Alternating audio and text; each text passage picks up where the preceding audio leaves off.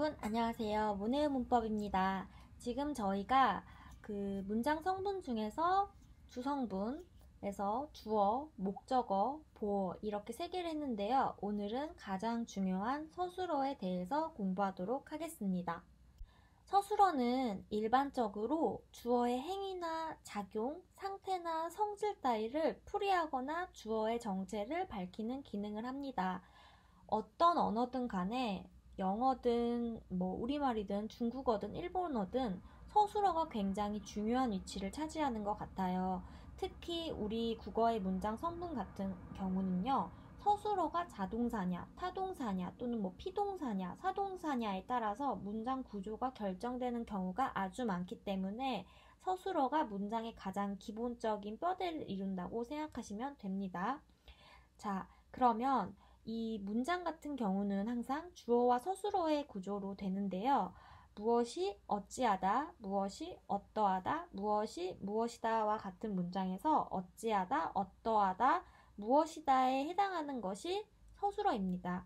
어찌하다는 동사, 어떠하다는 상태나 성질을 나타내기 때문에 형용사, 그 다음에 무엇이다는 체형과 서술격 조사 이다의 결합이라고 이미 그 전 시간에 얘기를 해드렸는데요. 여러분이 이 주어를 배웠을 때 공부한 내용이 그대로 서술어에서도 연계돼서 나오기 때문에 이 부분은 그렇게 이해를 하시면 될 것 같아요. 자, 그러면 서술어도 예문을 보고 함께 이해하면 될 것 같습니다. 자, 먼저 가의 문장을 볼까요? 해가 뜬다. 순이가 책을 읽는다. 꽃이 아름답다. 누나는 학생이다. 자, 이렇게 네 문장이 있어요. 자, 해가 뜬다와 순이가 책을 읽는다는 무엇이 어찌하다에 해당하는 예문이고요. 그 다음에 꽃이 아름답다는 꽃의 상태를 얘기하기 때문에 무엇이 어떠하다에 해당하고, 누나는 학생이다 라는 부분은요. 학생이라는 체언에 서술격 조사 이다가 붙은 예시가 되겠죠. 그래서 첫 번째 해가 뜬다는 또 자동사문, 그 다음에 순이가 책을 읽는다는 읽다라는 동사가 목적어를 요구하기 때문에 타동사문, 꽃이 아름답다는 형용사문, 누나는 학생이다는 명사문이다 이렇게 얘기할 수가 있습니다.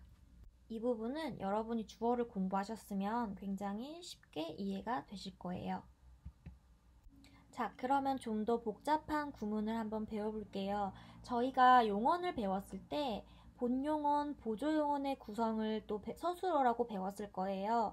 자, 그러면 예문을 통해서 보면요. 민수가 밥을 먹어보았다 같은 문장은 먹다와 보다가 연결어미 어에 의해서 연결됐죠. 그래서 먹다는 본래의 뜻을 가지고 있기 때문에 본용언, 본동사에 해당하고요. 그 다음에 보았다의 보다는 보조용언이 됩니다. 자, 이때 민수가 밥을 먹어보았다 해서 먹어보았다 모두 다 서술어에 해당하겠죠. 우리가 당연히 알고 있는 것 같은데 이렇게 예시를 통해서 한 번 더 개념을 짚고 넘어가면 여러분이 좀 더 꼼꼼하게 서술어를 이해할 수 있을 것 같아서 이렇게 예문을 가져와서 설명을 하고 있어요. 자, 순이가 영화를 보고 있다 같은 경우도 마찬가지로 보다와 있다가 결합한 보고 있다가 서술어가 됩니다. 여기서는 연결어미 고가 나와 있죠. 자, 그 다음으로는 아이가 통밥을 먹지 않는다는 먹지 않는다가 역시나 서술어가 됩니다. 그가 떠나고야 말았습니다도 역시 떠나다와 말다의 결합인 떠나고야 말았습니다가 서술어가 되죠. 그러면 선생님, 본용언 하나에 보조용언 하나만 서술어가 되나요? 아니에요. 본용언 하나에 보조용언 두 개가 쓰여도 역시나 서술어로 기능할 수 있습니다. 왜냐하면 용언 그 자체가 오면 그 자리가 서술어가 되기 때문에 예외 없이 그 자리도 서술어로 인정합니다.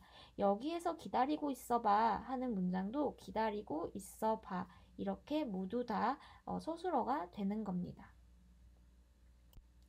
체험 플러스 이다의 형태 같은 경우는요. 우리가 학생이다, 꽃이다 이렇게 체험 주로 명사가 오죠. 다음에 이다가 자주 오는데 간혹 체험 이외의 것이 오기도 합니다. 그는 자기가 맡은 일에 대해 늘 열심이다. 아버지가 들어오신 것은 자정이 넘어서였다. 이 같은 문장을 보면요. 여기서 열심 같은 경우는요. 비자립전 어근이라고 해서 그 어근으로 쓰이지만 열심 같은 경우는 희라는 부사 파생 전미사랑만 결합하는 특징이 있어요. 그래서 이렇게 열심 같은 비자립적 어근이 오기도 하고, 그 다음에 자정이 넘어서에서는 연결어미 어서가 나온 자정이 넘어서가 쓰였는데, 이런 예외적인 문장이 있다는 거를 혹시나 해서 알려드리는 거고요. 대부분의 경우에는 이다 앞에 체언이 온다는 사실을 기억하시면 될 것 같아요. 또 우리 문장 같은 경우는요, 명사를 바로 서술어로 쓰는 경우가 많습니다. 주로 신문기사 또는 방송 보도 같은 경우도 이렇게 많이 쓰고요. 시, 문학, 소설 이런 부분에서도 이런 문체가 많이 나오고요. 구호라던가 일상적인 말투에서 이런 경우가 많은데요. 예시를 보시면 우리는 조국의 방패, 저건 우리 둘째, 한국 등반대 드디어 정상을 정복 이런 문장이 나오죠. 이때는 이다와 하다 같은 말이 생략이 되어도 모두 동일한 의미적 기능을 할 수 있는 것으로 보는 겁니다. 이때는 서술어를 만드는 이다와 하다가 생략되었다라고 이해하시면 될 것 같습니다. 자, 여러분 그러면요. 다음 예문을 함께 보시면요. 산은 높고 물은 깊다. 저는 당신이 행복하기를 바랍니다. 내가 산 자전거는 희귀한 것이다. 어머니는 아들에게 혀가 닳도록 타일렀다. 이런 문장들이 나오죠. 기억이 나실지 모르겠는데 우리가 용언에서 어미를 배울 때 연결어미와 전성어미를 이미 배웠습니다. 그래서 이때 종결어미로 끝나는 문장 전체의 서술어랑 다르게 접속절이나 내포절 속의 서술어는 각각 어미들이 결합을 해줘야 해요. 자, 산은 높다, 물은 깊다가 산은 높고 물은 깊다로 고라는 연결어미에 의해서 접속이 되었죠.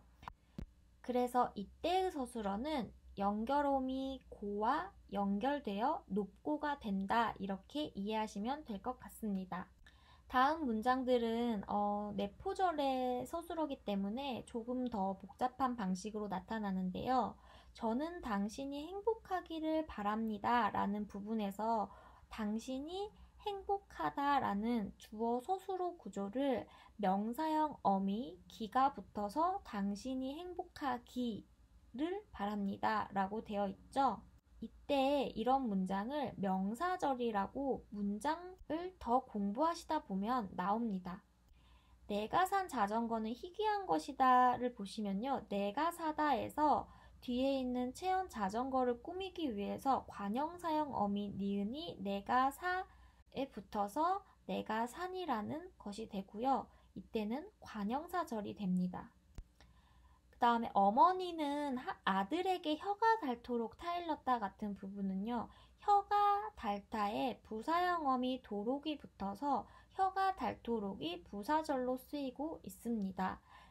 이때 종결어미로 끝나는 문장 전체의 서술어랑 다르게 접속절이나 내포절에서는 각각 연결어미라던가 전성어미들이 이 역할을 해주는구나 이렇게 생각을 하시면 될 것 같아요.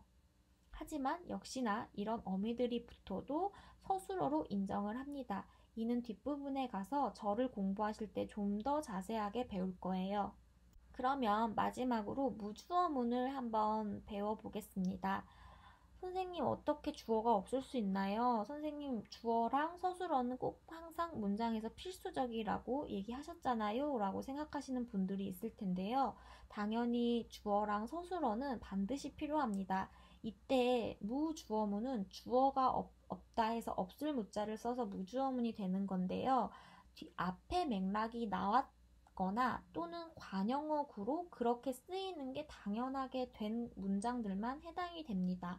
예문을 보시면 어제 모임에 철수가 왔니? 응, 왔어 라는 문장에서 응, 철수가 왔어 라고 해야 되는데 철수가가 생략이 충분히 될 수 있죠. 그 이유는 앞에 맥락에서 철수가가 나왔기 때문에 굳이 다시 얘기하지 않아도 되기 때문입니다.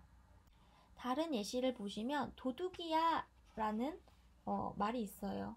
이거를 원래의 문장으로 해석한다면 이 사람은 도둑이야 이렇게 얘기를 해야 되지만 도둑을 얘기할 땐 너무 급한 상황이기 때문에 이때는 주어를 생략한 어구가 자연스럽게 쓰이게 되면서 무주어문이 된 것입니다.